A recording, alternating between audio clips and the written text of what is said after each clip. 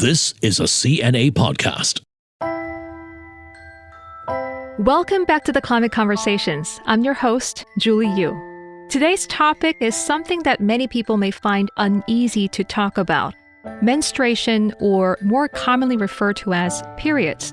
Now, before you back away and wonder what this has to do with climate change, think about this. Some 800 million people menstruate each day. An average woman can use something like 12,000 disposable products in her lifetime.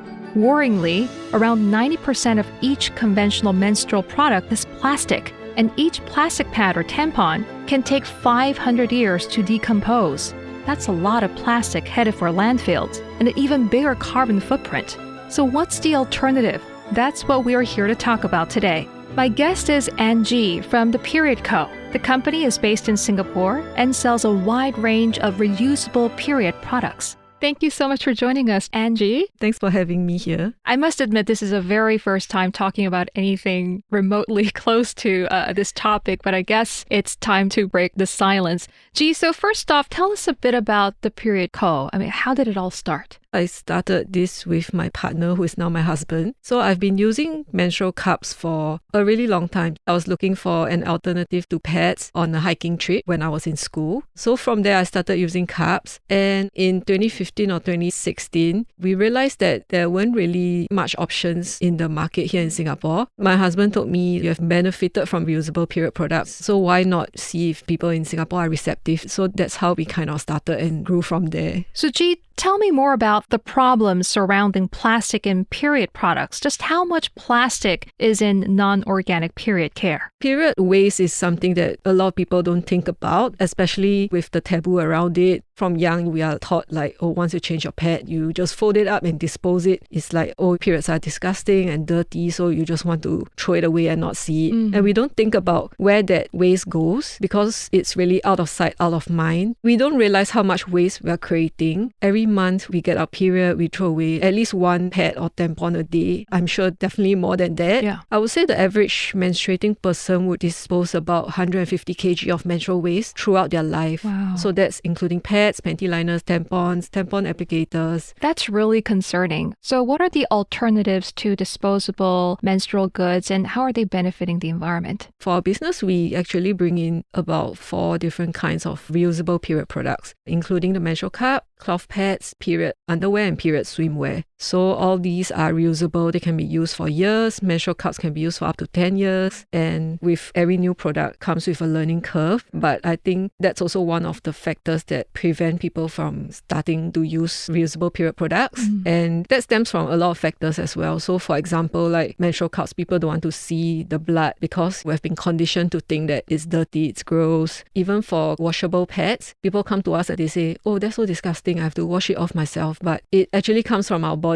So that's something that we don't think about, I guess. Yeah, that's an important point. So you were an early adopter and huge fan of menstrual cups. Let's talk about that because I'm sure there are listeners out there who are unfamiliar with this product. Could you tell us what they are and how they work? Sure. A menstrual cup is like a silicone cup. It's made of medical grade silicone, so it's safe for your body. And they are inserted similar to tampons, but instead of absorbing the menstrual fluid, it actually collects the menstrual fluid. So tampons, they contain a lot of plastic. The materials can actually cause micro tears in the vaginal walls, and the absorbent nature of tampons also makes it not great for the environment down there. So there are health implications as well? Yes, I'm sure we all know about the risk of tampons having toxic shock syndrome. So that's actually a kind of bacterial infection that enters your body through cuts or wounds. And it doesn't just happen for tampons, of course, it happens for every kind of wound. But using tampons makes it higher risk, especially when they are hyperabsorbent. So this problem was actually discovered many years ago when they came out with a tampon that is super absorbent. You can use it for the whole day, but that led to increased cases of toxic shock syndrome. How do you choose them? Is there different sizes, like pads? So for beginners, especially in Singapore where a lot of us use pads, having to insert a menstrual cup is kind of intimidating because it looks very different from what we use. Of course. Yeah, but we would usually recommend a smaller cup and a softer cup so it's easier to fold and insert. So how a menstrual cup works is actually you have to fold it so that the insertion point is small. You insert it and then it will pop open inside. It forms a seal with the vaginal walls. So that's where the menstrual fluid is collected. So they can be worn for how long? Most cup manufacturers recommend up to 12 hours just to be safe. But for people with heavier periods, they usually have to empty it more frequently or they can get cup with a bigger capacity. Can we use it while we're exercising or swimming? Yes, so cups are really great in the sense that they not only have benefits for the environment in terms of reducing period waste, but it also makes it more convenient for you during your period. Like if you do sports, you get a lot of abrasion from pads. So menstrual cups, if they are inserted properly, you don't feel anything at all.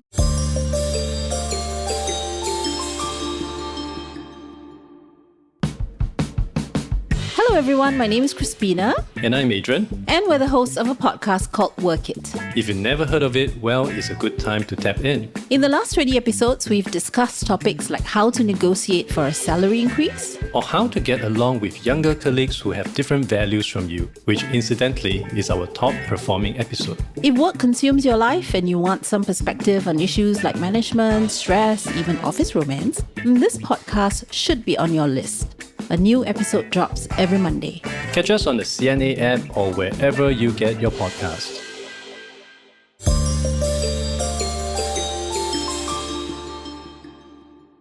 Okay, so let's talk about the costs, the economic impact of it. Is cost sort of preventing more people from switching to reusable products? Because people see like, oh, a cup is $50 to $60 and a pack of pads you can just buy for $5. But the cost is upfront for menstrual cups or even other period products like period underwear. You pay this amount, but over the course of 10 years, how many packs of pads or tampons are you buying? And usually you can recoup the cost in like 1 or 2 years. How do you educate or convince your customers to move away from traditional products? And do you sell the fact that it's better for the planet? I think sustainability is not really at the top of most people's minds. In Singapore, we use a lot of single-use plastic. We don't even realize, like even bubble tea, they give you an extra plastic bag when you probably are going to drink it like immediately. Other than the sustainability factor, we also try to showcase the different benefits of these period products. For example, convenience for sports and it being more comfortable than pads. So from there, we get them interested first before we can share more about the benefits that it can bring not only for like your body, your health, and also for the planet. I also wonder if there's a generational consideration too. Are Gen Zs, the younger generation, perhaps more open to using your products? Yeah, I think we definitely see a lot more openness in Gen Zs and even millennials. There's a lot more information on the internet nowadays about periods and people are more open to talking about periods compared to the older generation where they're more conservative. They make periods like a hush-hush thing using euphemisms instead of saying like, oh, I'm on my period. So even on TikTok, you can find content about periods, about menstrual cups. And I think that's a great start for us because these people are going to make a difference in the future with their children or their own lives. Yeah, G, I think it's important to remember that menstrual health is not just a conversation for women, but for everyone, men especially. You mentioned your husband because, men have wives, mothers, sisters, and friends who use sanitary products. So is there a role that men can play in promoting menstrual health and sustainable period care? Yeah, I think it's important for men to be involved in this conversation. Firstly, because a lot of the stigmas and taboos attached to periods are conditioned from young, where boys will laugh at girls who have stains or like they'll make fun of things like, oh, she's moody because she's on her period. So I think a deeper understanding of menstruation in general will really help to break these taboos in the sense we see it as just a normal bodily function rather than something to laugh at or to joke about. And G, how would you say the period market in general has changed over the years and what would you like to see in the future? In Singapore, I think it's still a majority of using pads. Even now, from when I was young till now, we still see the same brands of pads. We still see the limited selection of tampons. There are some menstrual cups available, for example, in retail stores, but they are not really a common sight. I mean, my long-term goal would be to have menstrual cups and other period products available in supermarket aisles where it's just seen like another period product that you can use.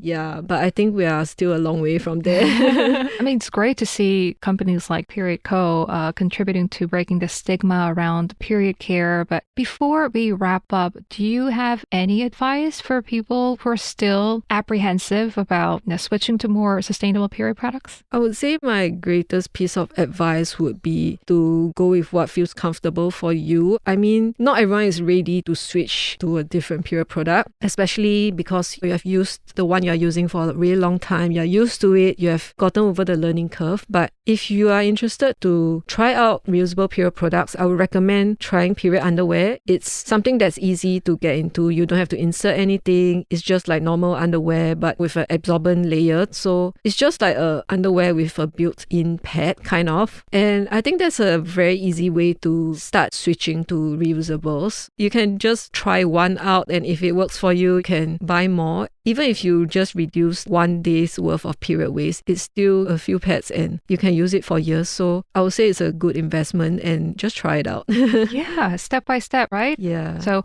not only good for the planet, but also good for the body and our wallet in the long run as well. Thank you very much for coming in and sharing this with us. Thank you. Thanks for having me. Well, perhaps it's time we had more open conversations around menstrual health and the options available. Far from being a taboo subject, it's clearly one that needs to be talked more about if we want to reduce the amount of waste sent to landfills or ending up in our oceans and seas. And that concludes this episode of the Climate Conversations. If you've enjoyed this episode, check out our other Climate Conversations content. You can find us on CNA's app, website, or wherever you get your podcasts. The team behind this podcast is Jacqueline Chan, Joanne Chen, Saye Win, and Crispina Robert, with me, Julie Yu.